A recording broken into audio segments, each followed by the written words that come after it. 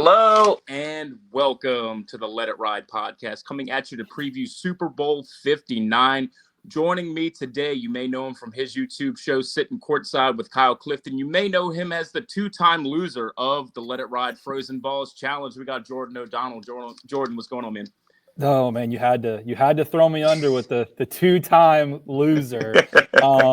I have decided, by the way, this is breaking news for you. I'm gonna have to do the challenge before the actual Super Bowl because I think last year not going all the way under actually ruined me. So this year, before the Super Bowl, so this week, I will do the Frozen Balls Challenge, head fully immersed underwater. You heard it here first.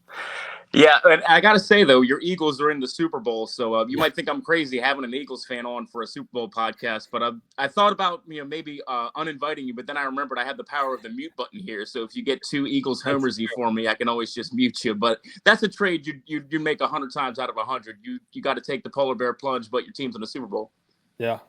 So we're fingers crossed that will give me some good luck. Well, there you go. Well, we're going to dive right in. This is Prop-a-palooza. We got a ton of props for you guys. Now, the first episode you ever joined me for, we actually did this for Super Bowl 56 or 57. I think it was the Rams-Bengals Super Bowl. It was, yeah. And you had you gave out Odell Beckham Jr. to be Super Bowl MVP, and that bet looked like it was on a great track up until he got hurt in that game. And I think about it every time I talk to you about Super Bowl prop bets. Yeah, literally, I've never forgotten that bet. He was plus 600. I was basically halfway to the bank, and then he pulls his hamstring. Like, it's the worst beat of my life, honestly. The worst beat of my life. All right, well, we got some prop bets for you guys, and I'm going to start here just because I found one that I think that you're going to like, and it's Jalen Hurts over 1.5 total touchdowns. So that's across passing and rushing touchdowns. That's at minus 160, but he's hit this in 11 of 14 regular season games, and he looked to be back to form last week after struggling the first 2 weeks in the playoffs. So I really like this bet. When you consider you're laying the minus 160, but you're hitting about 80% of the time at 11 out of 14. So I like the value here. Yeah, I mean, I'm not going to argue with that. I will say right off the top something that I was going to tell you either way. I actually think that these really popular games now, like Super Bowl championships, the books have gotten so smart. It's extremely hard to find value. Like that bet right there 2 years ago, that's maybe a minus 135, not a minus 160, 170. They made it impossible for guys like me and you to find value, but I do love that bet. And we'll dive through my card here, and I've had to find some that are a little bit riskier that the odds are not great on. I'll openly say right off the top. All right, well, we could just go ping pong style back and forth. I give you one, you give me one. Perfect. All right, my first one, it's going to be anti-Eagles one. It's going to be Kelsey over 61.5 receiving yards. You give him at minus 112. The Eagles have been getting torched by tight ends the last two games. Ertz, some could say he was over the hill, but he still went for over 100. I know they had to throw a ton, but he killed it. Bond did not cover well. And then before that, Higbee went for 7 catches, 54 yards. This is Kelsey, though. Like, I think last game was the first time in, 14 games he hadn't had 7 catches in the playoffs. It was some ridiculous stat. He's going to be open. We know the soft spot for the Eagles is over the middle of the field. I think he'll hit this number. Yeah, I mean, you can't go wrong taking Kelsey in the Super Bowl. I mean, he's passing Jerry Rice in some of these postseason career records, which records you never thought would be touched. So Kelsey, one of the great postseason performers that we've ever seen. So definitely like that one as well. I'm going to go to one that I think you're going to like here, because I've talked about this guy on Twitter. You've responded that you don't like him either. It's Jake Elliott. Could not find any props on him to miss a field goal. I guess they don't want to. They don't want to let you get free money. So the longest field goal to be made by Kansas City is minus 130. And Jake Elliott can't hit from 50 plus. He hit one field goal his rookie year to win a game from like 60 yards. And his career's been riding off it ever since. He does not make long field goals. Harrison Butker does. KC minus 130, longest field goal made. Yeah, it's probably an easy bet for you. It's Elliott. He can't. He's like the newfound like Mike Vanderjagt. Like just anything over 50, he doesn't know how to kick. But to your point, you're making my point, actually, my earlier statement, like, how does there not a prop for him to miss a field goal? Yeah. Like, that should be that's always been a prop. How is that not there? But, yeah, I love that pick for you. Yeah, I scoured FanDuel, DraftKings, could not find anything. So that was the best way I could find to fade Jake Elliott. So you're up. All right, fair enough. I'm going to stay in the passing game here. I'm going to go Devontae Smith over 50.5 receiving yards, minus 111. I just think that AJ Brown, whatever his reading thing is, he's just – I don't like the matchup he's going to have against Kansas City. I think they're going to really try to keep him because he's the most dynamic after catching the football. Smith might actually be the better pure receiver when it comes to just catching as a whole. So I think he's going to get his. I think they're going to try to focus more on keeping Barkley by crowding the box, keep Brown out of it. That's going to open up a lot for Goddard and for Smith. So I think Smith eats here, gets over 51 yards here. Yeah, I like that as well. Actually, one of the bets that I made with the bonus bets DraftKings offered, I threw Dallas Goedert to score a touchdown. So I think the middle of the field is going to be open. A.J. Brown, more that outside guy. Devontae Smith, probably the better route runner too. So I think you could, like you said, definitely see him running open. So that's one I like as well. Another one here where you're laying some juice. This is minus 170. It's over 7.5 players to catch a pass for the Kansas City Chiefs. This bet is 14-4 across Mahomes' 18 starts this year. I mean, he just spreads the ball all over the field. In fact, one of the times that it hit was opening night against the Ravens, and one of the pass catchers was Patrick Mahomes himself. He was the 8th pass catcher. So they always seem to land right at this 8 pass catcher mark. So like I said, 14-4 across Mahomes' start. You're laying juice with minus 170. I did try to parlay this with the Hurts bet just because you're laying such big juice with both of them. I wanted to try to get that down to maybe a plus money parlay, but unfortunately it wouldn't let me parlay them. But I still like both individually. So over 7.5 Kansas City Chiefs to catch a pass at minus 170. Nice. I'm going to keep that stat in my back pocket for a later pick I have for you. Okay. My next one, I'm going to go Patrick Mahomes under 252.5 pass yards. It's minus 110. I just think both these teams are actually going to run the football a lot. That's kind of been their MO the last 2 playoff games for them. And even with Daniels having to throw the ball last week, he didn't even eclipse this number.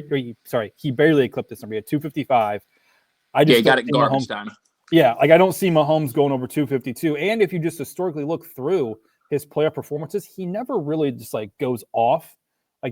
Andy Reid is going to have it balanced. He's going to make sure that they stay in control because what they don't want is for Philadelphia to get some momentum and get one of those big Saquon runs. So he's going to try to hold that down, keep them cold, and get no rhythm. So I think Mahomes stays under this number. Yeah, and to your point, I think in the first Super Bowl matchup between these two teams, he was actually under 200 yards, even though he won the MVP, had the 3 touchdowns, but he didn't put up the big passing numbers. And the Eagles allow the fewest yards per pass attempt in the league. So I think there's a lot of things working in your favor here. So moving on to something that kind of ties into what you just said about keeping the ball on the ground, long drives. I'm going over 40.5 total first downs in this game. This is minus 130. You're laying some juice on this one as well. Both the AFC and NFC championship games saw 50 first downs. We saw the Chiefs pick up 28 first downs against Buffalo. 22 of those came on early downs, so on first or second down. So this is a team that moves the sticks. Both teams are top 10 as far as converting third downs. You have the tush push with the Eagles. They're always going to pick up 1 or 2 first downs, at least that way. So over 40.5 first downs, minus 130. Nice. That's a great pick. All right, I got one more that I'm classifying as part of my best bets here. And I'm going to go back to Mahomes. I'm going under 36.5 pass attempts, minus 120. What world is he going to pass the ball 37 times? That is an insane number of pass attempts, especially for a Chiefs team. They're basically not running the football at that point. That's an insane number to me, and maybe I'm a sucker for it, but I'm going under 36.5. Yeah, I mean, the only situation where you could see it possibly playing out that way is if we see this turn into a Tampa Bay versus KC Super Bowl that we saw a few years ago, where the Chiefs just fell behind and Patrick Mahomes had to attempt to pass them back in the game, which is definitely possible. I mean, the Eagles have advantages pretty much everywhere except for head coach, quarterback, and kicker, which we touched on. The Eagles pretty much have positional advantages everywhere else. So that's definitely in the cards. But I think Kansas City is also coming into the game knowing that they're going to have to keep this. A lot of times you'll see, each team have 10, 11, 12 possessions in a football game. I think you're going to see the Chiefs try to keep that number closer to 8 or 9. Yeah. Which would lend itself to this prop hitting. So I like that as well. So I have another basic prop that leads into my first long shot, and it's one that I've seen a lot of handicappers give out, and I can't believe the number still set this low. It's Patrick Mahomes over 5.5 rushing attempts. Kneel downs count for this. You see him scramble a lot in the playoffs. And just because I've given out so many this is minus 130 as well. So I've given out a lot of minus 160, minus 130s. But just to get my first long shot in here tied in with this, the race to 10 rush yards. So the first player to eclipse 10 rushing yards, Patrick Mahomes, plus 920. Why not? You touched on the pass coverage for the Eagles. First play of the game, Patrick Mahomes doesn't have anything. He takes off, picks up 10 yards. You're cashing a plus 920 ticket. I figured it was worth the flyer. So 2 bets tied together here. Patrick Mahomes over 5.5 rush attempts. Patrick Mahomes, first player to 10 rush yards, plus 920. I love that. That is such a good long shot bet because you're right. Like if they get the ball first, I could easily see that they're on like their own 47. They do a little rollout, and all of a sudden he's got 20 yards in front of him, and right there you go. Like that's. I love that bet. I love that. Yeah, bet. And we saw Jaden Daniels do this in the championship game. Now he landed at 9 yards on that opening drive, but he was in line to get that, got close to it anyway. And Mahomes has done this a couple of times. He did it against the Steelers. Mm-hmm. He ran a 15-yard touchdown on the opening drive against the Texans in the regular season. So it's something that he does to start games to set the tone too. Yeah. Okay. Well, since you went to a long shot, I will go with my first long shot. I'm going Kenneth Gainwell to score a touchdown at plus 1,400. Wow. Now, I'm going to have to give a lot of analysis here on how this is going to work because he doesn't touch the ball a lot, okay? But when he does touch the ball, it is in the passing game. I think Jones is going to come up the middle. He's going to cause a lot of pressure. I could see them coming out second quarter trying to change up the offense, doing 2 running back sets. Barkley's got the size to kind of give a little of a chip there. Watch Gainwell kind of come off to the side, get a little screen, and bust one loose. That's possible. Or your other option is, again, Saquon gets the ball 25, 30 times, and they have just one of those random occurrences on like the 3. Gainwell's getting, just a trash handoff so we can set ourselves up for the tush push and actually finds the end zone. Now, you don't think the backup running back touches? Who was the guy that broke one at the end of the game? Almost killed. Almost killed everybody's king of the end zone bet on Saquon. Yeah. Shipley was that guy, but see, Shipley only came in because Gainwell was hurt, quote unquote. But he's good now. He's clear. He's probably so weak. Like I said, I talked about again. I'll go back to it. It's hard to find really good value in some of these because the books have gotten so good. So I did have to dig deep for the Gainwell and.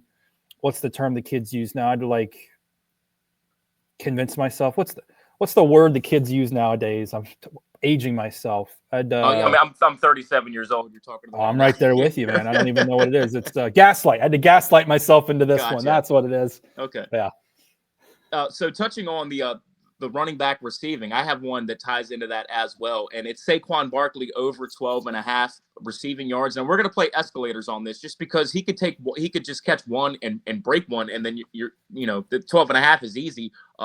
Over 25 yards is plus 275. We're going to put a sprinkle on that. Over 50 is plus 910. So putting sprinkles on both of those, but the main play over 12.5 receiving yards. Now, I know he hasn't been a huge part of the passing game this year, but you could see the Chiefs stacking the box, and I could see them getting frustrated and, halfway through this game saying, look, we have to get the ball into Saquon's hands somehow. They're stacking 8-9 in the box every time. They try to get the ball in his hands in the passing game. I could see over 12.5 happening pretty easily, and I like the escalator for the plus 275, 20 over 25, plus 910 over 50 yards. Yeah, that's a good one. I'm curious. I did not make this bet, but I'm curious on your thoughts. How many rush yards do you think he ends up with? So I have the Eagles winning this game, which I hate to say, but I think it's because Kansas City is going to try to stop Saquon, and I think Jalen Hurts actually has a big game passing the football. Okay.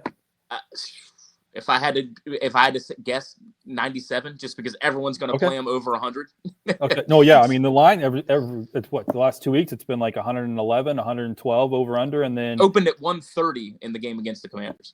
Yeah, like it's an insane number. But and he did have 118 last week, but on only 15 attempts. So I was just curious your thoughts.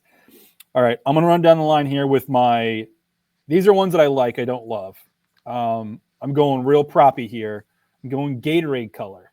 All right. I'm going to go with yellow green at plus 450. It was the same color the Eagles used in 2018 when they won the Super Bowl.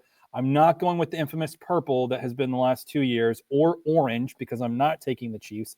Fun fact, those are the two colors they've used the last 3 years they've won. So going yellow green plus 450. No notes. I don't think No I've ever notes. You don't need notes for that. You just a guess. I've never paid attention to that. I've played around with some goofy props with the length of the national anthem, the coin toss, just to get that quick one. Tails, but I think has hit like 6 out of the last 8 years, so heads is due. Play that on DraftKings, by the way, just because if you're going to play a coin toss, I think FanDuel makes you lay like minus 104, whereas DraftKings gives you an even plus 100 on each side. Nice.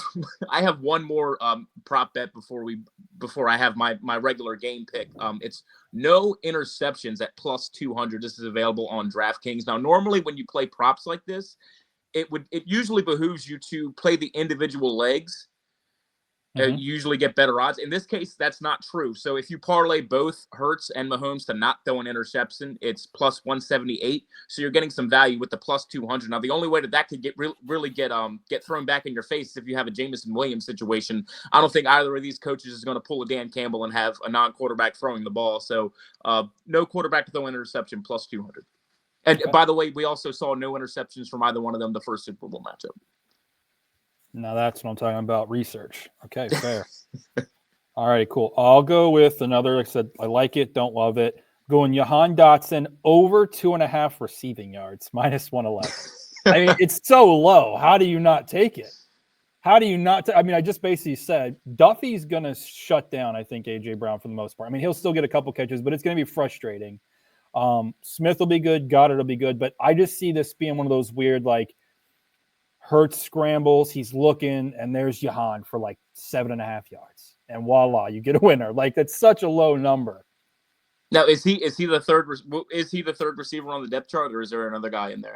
So technically, yes, but if you go back through, they've only targeted 4 guys the last 2 games. They do not go outside the main ones. It's Brown, it's Smith, it's Goddard, and then Gainwell's the other one. Like you even mentioned, Saquon doesn't really get involved in the pass game. So, again, this is more of like they're not going to throw it to him. But, again, this is the Super Bowl. You're scrambling. You're looking for something. You're trying to create some magic. Dotson gets his 2.5 yards. Yeah, so touching back to the first prop, or maybe the second prop I gave out, the over 7.5 pass catchers for the Chiefs. That same prop for the Eagles is at 5.5, and that speaks to what you're saying about them really limiting who they involve in the pass game. Yeah, they don't. Yeah, that's why I'm going to do my fun long shot later. You'll see why. All this is just going to tie in. You're going to see it. Okay. Well, I'm actually out of props. The last one I have is a pick for it. I mean, I guess technically it's a prop because it's plus 340. It's not the basic line of the game. Okay. So if you got any more props, man, throw them at me. Okay, fair enough. I guess theoretically I have one more prop ish. I guess, what do you consider totals? Just a total prop, or are we considering that a straight up pick? No, it's just you go ahead and throw it at me though. Okay, fair enough. All right, so before I give you the total, I got Pacheco longest rush over 8.5 yards at plus 110. Again, I think it's going to be a run-heavy game. Him popping off a 9 or 10 or 11-yard run late in the fourth quarter, I don't think is going to be surprising to anybody. And it is a better value than what you would have got with Kareem Hunt, which is 11.5 yards. I know Kareem seems to be the guy right now, but I feel like because of the size of that front four for Philadelphia, you could see those two start to rotate a little bit more. And Pacheco obviously is coming off the injury from week 17. So I think they've been kind of slow playing him. But I like his over 8.5 longest rush. And then the total, I'm going to tell you right now, I hate it. It's gross. I literally just sat there and was like, you know what? Sometimes to win, you got to feel uncomfortable. I'm going under 48.5. We obviously got through the key number of 47. And when you look through a lot of the offensive props here, a lot of them are leaning more towards a non-high scoring game. It's weird. So it's almost like they're trying to tell you, but they're hoping that all the squares are just like, oh, well, these teams score 1,000 points. That's so low. Take the over. I just get uncomfortable under 48.5. Yeah, I don't mind that at all. It's definitely the sharp side. I mean, everybody and their mother bets on the Super Bowl, and I think you're gonna pay a tax to take the over because nobody wants to root for an under. That's boring. Yeah. I mean, So the one thing you do have to worry about, I took the under in last year's Super Bowl, and it ended up winning by a half point. But the game goes to overtime, and all of a sudden we're reminded of the new overtime rules, and you're like, oh wait, this could really get screwed by an overtime, like similar to what you'll see over-unders in college, where they'll just, you'll have the under the whole game, the game goes to overtime, and your bet's dead. So that might be the one thing that you have to look out for. But I do like the under in this game as well. Yeah, and I will say I did go through the last 7 years. It's right down the middle. There's no lean one way or the other. I mean, even the game with the Rams and the Bengals, you would have thought that would have been a high-scoring game. Finished 23-20. It wasn't a high-scoring affair at all. The last time these two teams played, it was very high-scoring. I think the total ended at 65. And that's, again, people are going to look at that because they're squares and be like, oh, it's going to be 1,000 points. So yeah. And I remember there was so much talk about the field after that game. The pass rushers weren't able to plant and all that. So a lot of you Eagles fans were complaining about that. Like the Chiefs defenders weren't dealing with the same thing. Yeah, good old Arizona. But yeah. All right, so my last bet for this game, I don't want to bet a side just because I don't know who to root for. My hated rival versus the team we've already seen win twice. But I will say, if the Eagles are going to win this game, I mean, you look at the ridiculous run that the Chiefs have had winning one-score games. I don't even know I think it's in the 20s now. They just keep winning these one-score games. So if the Eagles win this game, they're going to have to do it like Tampa Bay did. They're just going to have to beat the crap out of Patrick Mahomes. They're going to have to win this game going away. So I'm taking Eagles -7.5. They got to win it by more in a touchdown. If this game's within one score, the Chiefs are going to find a way. So I'm taking the Eagles -7.5. That's at +340. I'm shocked that's only +340. That is a ton of points. Yeah. Wow. All right. Well, I'm on. Yeah. Love that. Absolutely. I want that to happen. All right. My last play here. It is the traditional, as you referenced. Every time you bring me on the show, I give a long shot to win the MVP. That's just the thing that I do here. I don't like this pick. I'm definitely weary about this pick, and I say don't like it because it is not my team. So we already referenced the big guys are only going to be getting the ball for the Eagles. So there's not really a long shot out there that can really win this. However, the Chiefs, you talked on it. They have 7, 8, 9, 10 guys that may touch the football, and there is one guy that has the opportunity to touch the ball multiple ways and the MVP not auto be circulated to Patrick Mahomes. And that is Xavier Worthy at +3,500. Okay. Wow. The books are respecting his receiving and his rushing game because he is showing up on both, but he's going to have probably a receiving touchdown and a rushing touchdown. It's very possible. I could even see something weird. 7 minutes ago, fourth quarter, they need a big play, and they put him back at punt returner. I could see something here where he gets an opportunity. Kansas City does already have a pretty dynamic returner, but put the fastest guy on the field to catch the ball. You never know what happens. So that's my biggest long shot, and it kind of ties in really well, unbeknownst to me, of all the things me and you have been saying. So yeah, that's what we're gonna shoot for. Hopefully it doesn't happen because that would mean that the Chiefs won. So as far as the long shot goes, plus 3,500, I like it. It's just really hard for me to imagine Patrick Mahomes not getting Super Bowl MVP. If I was going to bet the Chiefs rather than lay the -125 or whatever it is, I would just take Mahomes at +110 to win MVP. And I feel like if the Chiefs win, it's going to be Mahomes. Yeah, we'll see. This is where this gets tricky, right? Because it also ties back to my under 48.5. Because that means that this game probably ended, let's say, 20-16, 20-17, and he has both of the touchdowns for the Chiefs. Right. Yeah. Right. And then it's like, okay, well, Mahomes, yeah, sure, he had a passing touchdown to the guy that also ran the ball in. So that's the only way I can kind of see this happen. But again, it goes back to what I said. It's really hard to find some of those really good long shots because even a Goddard, his wasn't even that bad. I think he was plus 2,800. And he's a tight end. What are you talking about? So for me, it's really hard. Like you said, it's just really hard to find value. And to me, it comes down to three guys. It's either going to be Mahomes, it's either going to be Hurts, it's either going to be Barkley. So we both think the Eagles win this game. Who do you think is more likely between Hurts and Barkley? Okay, so I'm going to preface this. This is going to show you where Philly fans are at. And you probably gave away what I'm going to say.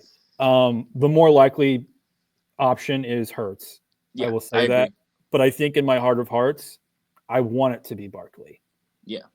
But part of that also is just me being anti-establishment. Like, I hate that every year, like, the MVP is just like, okay, who's the best quarterback on one of the top 3 teams, or the Super Bowl MVP is just who's the quarterback of the winning team. Like, I hate that happens, which is partly probably why I'm also like, I'd love to see Barkley win it. Yeah, and it could be a similar situation where he had this amazing season. They couldn't give him the MVP because that, like, the season MVP, because that is a quarterback award. Could be similar to what we saw with Cooper Kupp, where we saw him get Super Bowl MVP, even though he'd had, I guess he had 2 touchdowns, but he didn't light the world on fire in that game. You could have given it to Matthew Stafford or Aaron Donald. Nobody would have batted an eye. But it was kind of just a season-long, just kind of a pat on the back for him. And you could see that happen with Saquon. The reason that I'm leaning Hurts is I really think that Andy Reid is going to try, and Spags are going to try to key in on Barkley and on the running game, and I think they're going to make Hurts beat them, and I think he's going to be able to do it. He's got those 2 dynamic receivers. He finally snapped back to life last week. Granted, it was against a pretty bad Commanders defense, but I think Hurts is just going to have a big game in this one. He's been hearing all the naysayers talk about him. I think he has a big bounce back game. He's going to be my pick for MVP. I think he's plus 240. So that would be my pick for this one. Yeah. Also, to add to you for that one, that's why it's a good pick. His best playoff performance was actually against the Chiefs the last time they played in the Super Bowl. Yeah. So, and I need a performance like that. I don't know if you saw, I did give out Hurts to lead the playoffs in passing yards. You did, yes, I saw that. And I think he needs like 307 yards or something like that. So really crossing my fingers, hoping that we can see that happen. Who's ahead of him right now? Jaden Daniels. Really? Yeah. Wow. Diami Brown is leading in receiving. I think Dallas Goedert's like 41 yards behind him. So right now Dallas Goedert's like minus 125 to take it. But Diami Brown's sitting there at like plus 250. I can't imagine if you had a ticket on him pre-playoffs, it had to be like if it was even listed, it had to be some insane number. Yeah, I bet you it wasn't even listed. I'd be willing to bet that. Yeah, I can't imagine anybody saw the Commanders getting past. I mean, because if you're going to do these, when I laid out the Jalen Hurts case to lead in passing yards, I was like, well, he's playing in the wild card round. He's one of the few guys that has a chance to play 4 games. Nobody saw the Commanders playing more than 2 games. Yeah, that's true.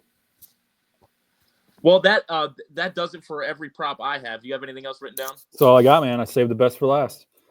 Right on. Well, I look forward to your Frozen Balls challenge video. At this point, it's going to become a yearly occurrence. We'll see if you can bounce back next year and make me or Kyle take that plunge. Do you have anything to plug on your way out? Come listen to the podcast. You referenced me and Kyle. We have a college basketball podcast, Sittin Courtside. Jay Hooks, we will definitely be having you on within the next month. So also plugging that. I know Kyle hasn't reached out to you, but that will be happening. Awesome. And yeah, other than that, thanks for having us on. Yeah, and have to say on the way out, we planned this podcast a week ago. We did not know that Luka Doncic and Anthony Davis were going to break the internet. Okay, can we talk about this? Yes, we can talk about it. Okay, thank you. I didn't want to. It was your show, but holy smokes! Not an NBA guy, admittingly, not an NBA guy, but even I was like, "Excuse me, what happened?" Yeah, and you look at the specifics of the trade, and I'm thinking, okay, well, the Lakers, when I first heard about it, I expected to look at the trade and think, okay, the Lakers had to give every swap, every available first-round pick. They probably got a good young player like a Dalton Connect in the trade. They didn't get any of that. They got nothing. They got 1 first-round pick. They didn't get Connect. They didn't get Austin Reeves. They didn't get any swaps. I just don't understand. If you're going to trade, the second best, third best player in the NBA, as far as trade assets go, he's top 5. I mean, I don't know. I could see people arguing he's the best trade asset there is. I mean, it's Victor Wembanyama at this point. Okay, well, that's fair. That's fair. But see, I would say this, but I would be like, he's not getting traded. But then people also wouldn't think Luka's getting traded either, I guess. Yeah, it made no sense to me. At least I can say that the Cowboys aren't the most dysfunctional franchise in their own city now. If I'm looking for some silver lining here, I guess. I guess I have 2 questions for you because I know you're a bigger NBA guy than me. Give me an NFL comparison of what this would be. Because I've seen the internet give some, but even the internet ones I don't feel like are accurate. Yeah, to me, it would be like either a Lamar Jackson or a Joe Burrow getting traded for like Matthew Stafford. It's an older guy that's won a ring versus a younger guy that hasn't, but's gotten his team close. That's okay. Interesting. Second question. Because they made this trade after essentially being at the finals and the quote that their owner gave Cuban. Sorry, my brain's not working. He doesn't own the team anymore. He sold it. Okay, that's another part mind. of this. That's how much of I don't know about the NBA. Is this like a sign that maybe he's like the next coming of Ben Simmons? Like, is he just like lazy now or something? Like, how? So that's always been a knock on Luka. Like, he doesn't come into the season in shape. He's one of those guys that plays himself into shape. He was due for like the biggest max extension. He was like one of the first guys that was going to be able to sign the new high max since the cap just went up. It was going to be like a 5-year, $350 million deal, something crazy like that. He was due for that at the end of this year. So maybe part of it was the new owners. Maybe, I don't know if they're being cheap. But look, I mean, it's Luka Doncic. You don't have to make that decision for so long. And none of the other teams in the NBA knew he was available. So that's the crazy part to me, is they did it like in secrecy. Yes, and it's like Pau Gasol back in 2007 or whenever that was, Pau Gasol that led to 2 more Lakers titles. This kind of stuff only happens for the Lakers. You look at their situation and you're like, oh, what are they going to do? Kobe Bryant just retired. The team's in shambles. Oh, LeBron James just decided he wants to go there. They're good again. Oh, they just traded everything for Anthony Davis. They're good again. Now we're watching LeBron get old or watching Anthony Davis, miss every other game. And you're thinking, oh, this is it for the Lakers. This is finally happening. And all of a sudden they land a generational superstar in Luka. I do not understand. As a Wizards fan that I've never seen my team be good, to watch the Lakers have 4 or 5 different iterations of being good. They get Wilt Chamberlain. They get Pau. I know Pau Gasol is not on the level of these other guys, but they get a Pau Gasol, they get Shaq, they get Anthony Davis, they get Luka. They just seem to always find a way to get these guys. I don't understand how it's always the Lakers every single time, and they can. Their front office can make mistake after mistake after mistake, and just stuff like this just falls in their lap. This feels like it's going the direction of a conspiracy theory, though. Not you specifically, but like the internet is going to blow up and be like, you went through like the middle of the night and made a trade where every other team in the league would have probably gave you their whole team. Yeah. And you did this in secrecy. Like, I feel like, and this is me maybe exaggerating, but like this feels like it's going to go down in the history books of conspiracy, right up there with the whole like Michael Jordan getting accused of gambling, but the commissioner shut it down, and that's why he retired for 2 years. But there was truth to that. That was actually there was some truth to that. Allegedly. We like to say allegedly. We don't want to put ourselves in trouble. So the thing about it is, everything I'm hearing is that the Mavericks approached the Lakers about this trade. Right. It wasn't a situation where because if anybody knew Luka Doncic was available, the phone would have been blowing up. There would have been the other 29 teams calling. I mean, we talked about Victor Wembanyama. Could you imagine pairing Luka and Wembanyama? I mean, the Spurs have good young players. They have Stephon Castle from UConn that I'm sure you remember that they just drafted. He's having a great rookie season, one of the best rookies in the league. They have all of their draft picks. They could have given them every draft pick and swap for the next half decade. They could have gotten a haul. I cannot even begin to understand. And they could have sent Chris Paul, LeBron's buddy, to LA so those two could have finally played together. Just don't understand how one of the best players in the league, like you said, gets traded in the middle of the night. The conspiracy theory stuff I've seen has all been tied to LeBron, but it looked like LeBron found out while he was out to dinner with his family, like had no idea this trade was going to happen. And no matter what you think LeBron's reach is as far as the league goes, he doesn't have enough reach to make another team just trade a generational superstar because he wants to. That's not the way it works. Yeah. It might be crazier. I wonder how LeBron does feel, because I feel like he basically has gotten whatever he's wanted in LA, that he wasn't at least like told before it went official. Yeah. Well, and I think this trade had absolutely nothing to do with him. I mean, the Lakers. Oh, that's what I'm saying. Yeah, like, how does he feel? He's like, I thought I had control here, and I have nothing. Yeah, well, I mean, at this point, he's 40 years old, and if you're a franchise, you don't make trades to build around a 40-year-old player. You get an offer for a player like this he plays offense similar to LeBron, also doesn't like to play defense. They're very similar players at this point, but Luka's 25 years old. So you make that trade 100 times out of 100. You don't care if you piss off, 40-year-old LeBron James who's on his way out the door, at least in the next 2. I mean, you have to imagine he can't keep playing till he's 45, 46 years old. So he's only got maybe 3 years left at the most. And even that's on borrowed time at this point. We've never seen an NBA player have this level of success. So basketball fit-wise, honestly, I think this year, maybe the trade benefits the Mavericks just because AD fits in with Kyrie a little bit better than Luka and LeBron fit together. But long game, term, this is a home run win for the Lakers. And I don't understand how this team always has this kind of stuff on their way. Well, NBA took the internet by storm before the Super Bowl, so good for them. Yeah, I mean, it's props to the NBA to have. I always thought it was weird that they had this year's trade deadline on Super Bowl week, which made no sense to me. It's like you're just burying your own product.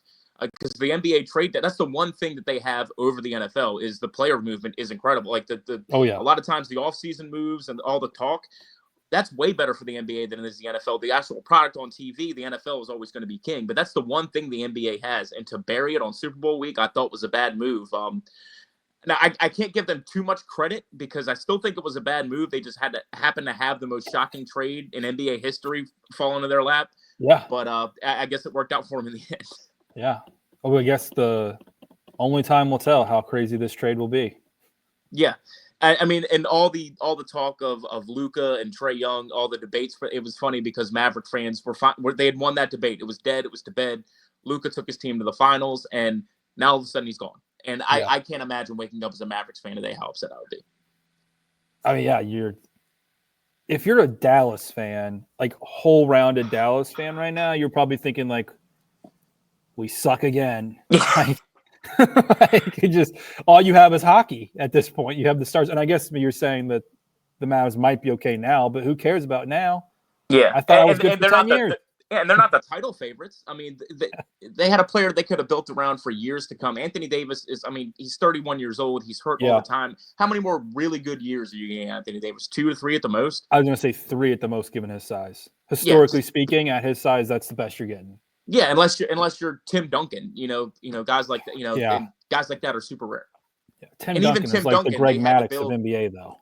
And even Tim Duncan, they had to build the team around it. He definitely wasn't the same guy once he hit his mid-30s. That's fair. Yeah.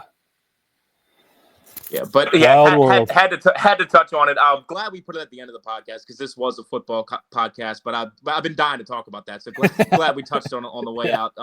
So real quick, once again, your podcast, where can everybody find you? Yep, you can find us over on Twitter at Sittin Courtside. We are on YouTube. We actually do not stream on anything but YouTube, so you can find us there also. Sittin Courtside, it's me and my buddy Kyle Clifton. We talk all things college basketball. We sprinkle in some picks as well.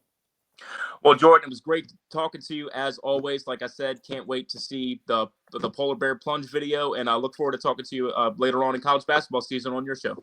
Yep, sounds good, man. Thanks. See ya.